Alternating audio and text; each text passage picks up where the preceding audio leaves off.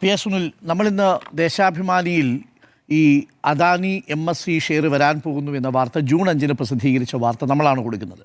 പക്ഷേ June 3 മാതൃഭൂമിയും June 1 മറ്റൊരു പത്രവും ഹിന്ദുസ്ഥാൻ ടൈംസിൻ്റെയാണ്, എക്കണോമിക്സ് ടൈംസിൻ്റെ ഇൻഫ്രയും ഡിജിറ്റൽ കോപ്പിയും ഇതേ വാർത്ത തന്നെ കൈകാര്യം ചെയ്തിട്ടുണ്ട്. അതുതന്നെയാണ് ദേശാഭിമാനിയും ജൂൺ 5 കൊടുക്കുന്നത്. ഇന്ന് മുഖ്യമന്ത്രിയുടെ ആരോപണം ഇത് പ്രതിപക്ഷം അറിഞ്ഞിരുന്നു എന്നാണ്. പ്രതിപക്ഷം അറിഞ്ഞിരുന്നോ?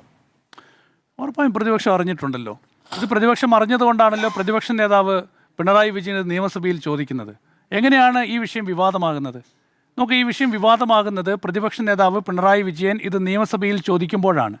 പിണറായി വിജയൻ നിയമസഭയിൽ ചോദിക്കുമ്പോൾ അതിന് മറുപടിയായിട്ടാണ് മുഖ്യമന്ത്രി VD സതീശൻ പറയുന്നത്, ഇങ്ങനെ ഒരു കരാറിൽ ഒരു ഓഹരി വിറ്റതായുള്ള വിവരം ശ്രദ്ധയിൽപ്പെട്ടിട്ടുണ്ട്. അത് മുൻകൂർ അനുമതി തേടാതെയാണ്. ഈ വിഴിഞ്ഞം കരാറിൻ്റെ 5.3 വ്യവസ്ഥയിൽ തന്നെ വളരെ കൃത്യമായിട്ട് മുൻകൂർ അനുമതി വാങ്ങണം ഓഹരികൾ വിൽക്കുകയാണെങ്കിൽ എന്നത് കൃത്യമായി എഴുതി വെച്ചിട്ടുണ്ട്. അപ്പോൾ അത് എഴുതി വെച്ചിരിക്കുന്ന സാഹചര്യത്തിൽ ഏത് സാഹചര്യത്തിലാണ് അദാനി സർക്കാരിനോട് മുൻകൂർ അനുമതി വാങ്ങാതെ ഈ കരാറിൽ ഏർപ്പെട്ടത് എന്ന വിവരമാണല്ലോ മുഖ്യമന്ത്രി VD സതീശൻ പങ്കുവച്ചത്. പക്ഷേ ഇവിടെ ചോദ്യം അതല്ല. ഇന്ന് മുഖ്യമന്ത്രിയുടെ വാർത്താസമ്മേളനം പരിശോധിച്ചാൽ പ്രധാനപ്പെട്ട ചോദ്യങ്ങൾക്കൊന്നും മുഖ്യമന്ത്രി മറുപടി പറഞ്ഞിട്ടില്ല. ദേശാഭിമാനിയിൽ വാർത്ത വന്നു എന്നുള്ളതാണോ കേരളത്തിലെ ജനങ്ങൾക്ക് അറിയേണ്ടത്? ജൂൺ 5 ദേശാഭിമാനിയിൽ വാർത്ത വന്നു. ജൂൺ 3 അതേ വാർത്ത മാതൃഭൂമിയിൽ വന്നിട്ടുണ്ട്. ഇപ്പോൾ അരുൺ സാർ ചൂണ്ടിക്കാണിച്ചതുപോലെ തന്നെ ജൂൺ 1 ഇക്കണോമിക്സ് ടൈംസിൻ്റെ ഇൻഫ്രയിൽ ഡിജിറ്റലിൽ ആ വാർത്ത വന്നിട്ടുണ്ട്. അപ്പോൾ ഈ വിഷയം എത്രയോ കാലമായി ചർച്ചകളിൽ നിറഞ്ഞു നിൽക്കുന്നതാണ്. അപ്പോൾ ഇങ്ങനെയൊരു ഡീൽ നടക്കാൻ പോകുന്നു എന്നത് സംബന്ധിച്ചുള്ള ചർച്ചകൾ ഉണ്ടായിരുന്നു എന്ന്. അപ്പോൾ ഈ ചർച്ചകൾ ഉണ്ടായിരുന്നത് അതൊരു ഡീലായി മാറി എന്നതാണ് ഇവിടെ പ്രശ്നം. അതായത് ചർച്ചകൾ ഉണ്ടായിരുന്നു, ആ ചർച്ചകൾ ഒരു കരാറായി മാറി സർക്കാർ അറിയാതെ. അതാണ് പ്രശ്നം.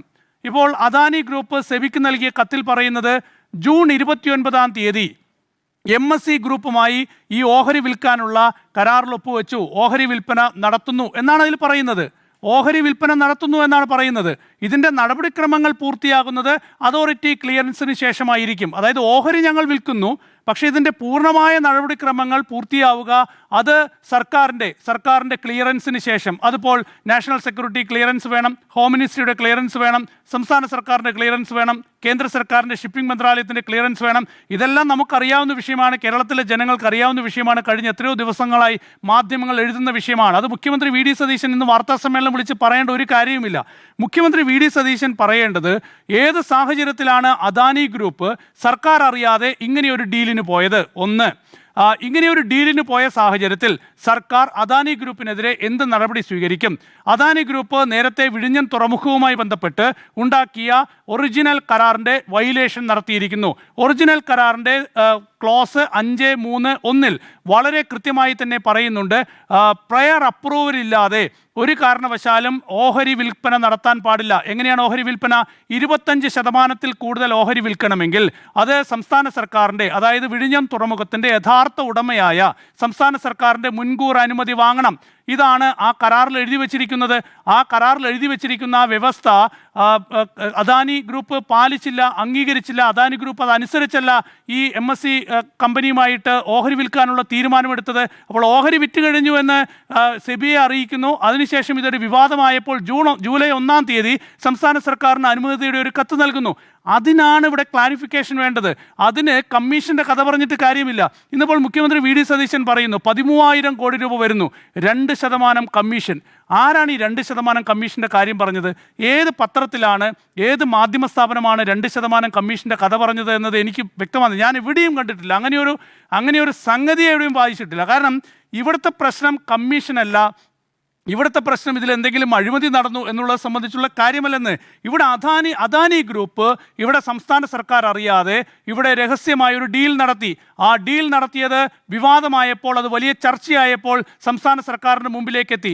അങ്ങനെ ഒരു ഡീലിന് പോകാൻ അദാനി ഗ്രൂപ്പിന് എങ്ങനെ ധൈര്യം ലഭിച്ചു?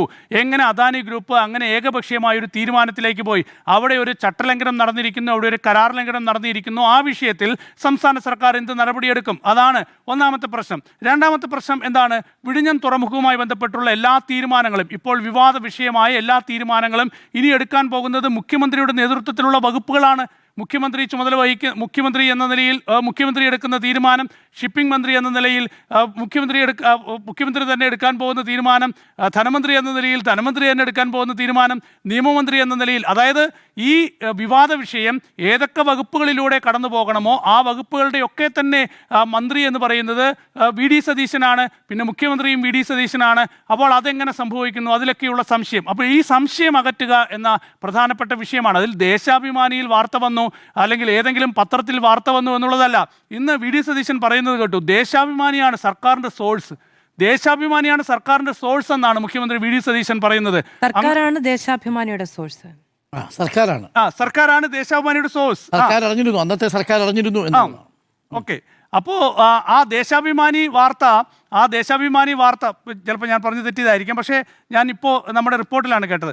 അപ്പോൾ ഈ ദേശാഭിമാനി വാർത്തയെ ഉയർത്തി കാണിച്ചാണ് ഒരു പത്രസമ്മേളനത്തിൽ ഇതുമായി ബന്ധപ്പെട്ട ചോദ്യങ്ങളെ മുഖ്യമന്ത്രി പ്രതിരോധിക്കുന്നത്. പിന്നീട് മാധ്യമപ്രവർത്തകരോട് ചോദിക്കുകയാണ്, ഈ സർക്കാർ എന്ത് തെറ്റാണ് ചെയ്തത്? ഈ സർക്കാർ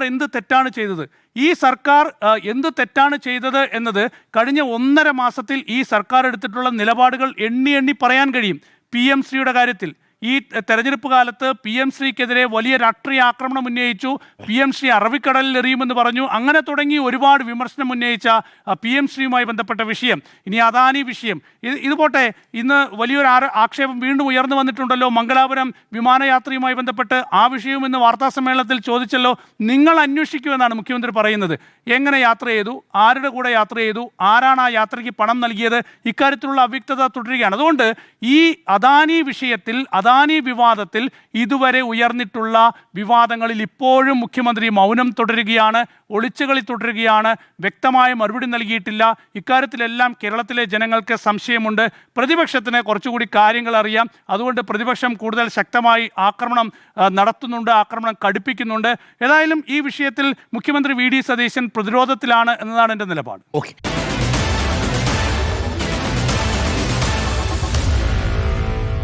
Meet the editors.